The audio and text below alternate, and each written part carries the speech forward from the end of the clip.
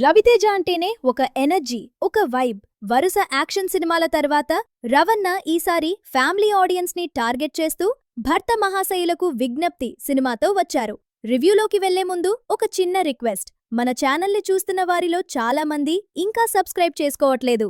Please ఇప్పుడే subscribe చేసుకుని ఆ బెల్ ఐకాన్ క్లిక్ చేయండి.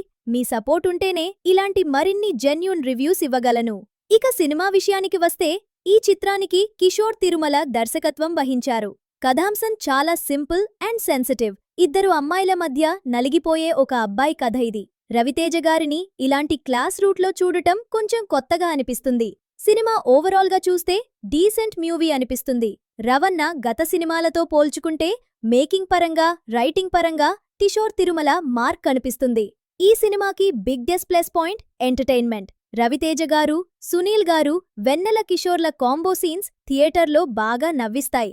ముఖ్యంగా వీరి ముగ్గురి మధ్య వచ్చే డైలాగ్స్ వింటే వింటేజ్ రవితేజ గారి కామెడీ టైమింగ్ గుర్తొస్తుంది.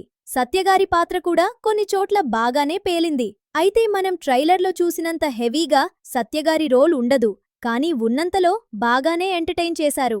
సినిమాలో కొన్ని లోపాలు కూడా ఉన్నాయి. కథ చాలా ప్రెడిక్టబుల్గా ఉంటుంది. క్లైమాక్స్లో ఏదో సర్ప్రైజ్ ఉంటుందని ఆశించిన వారికి నిరాశే మిగులుతుంది. ఎందుకంటే మనం ఇలాంటి క్లైమాక్స్లు ఇప్పటికే కొన్ని సినిమాల్లో చూసేశాం. పాటల గురించి చెప్పాలంటే ధమాకా హిట్ అవ్వడంతో మళ్లీ అదే ఫార్మాట్లో పబ్ సాంగ్స్ పెట్టే ప్రయత్నం చేశారు. అవి కథ ఫ్లోని అడ్డుకుంటున్నట్టు అనిపిస్తుంది. వ్యక్తిగతంగా నాకు రవితేజ గారంటే చాలా ఇష్టం. ఏ సపోర్ట్ లేకుండా ఇండస్ట్రీకి వచ్చి స్టార్ అయ్యారు. కానీ ఆయన మళ్లీ అదే పాత ఫార్ములాలో ముగ్గురు హీరోయిన్లు, ఒక డాన్స్ సాంగ్ లాంటి బౌండరీస్లో చిక్కుకుపోతున్నారేమో అనిపిస్తుంది.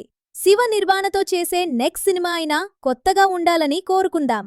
భర్త మహాశయులకు విజ్ఞప్తి. ఒక వాచబుల్ ఫ్యామిలీ ఎంటర్టైనర్. మరీ గొప్పగా లేకపోయినా పరండక్కి సరదాగా ఒకసారి చూడొచ్చు. Thanks for watching.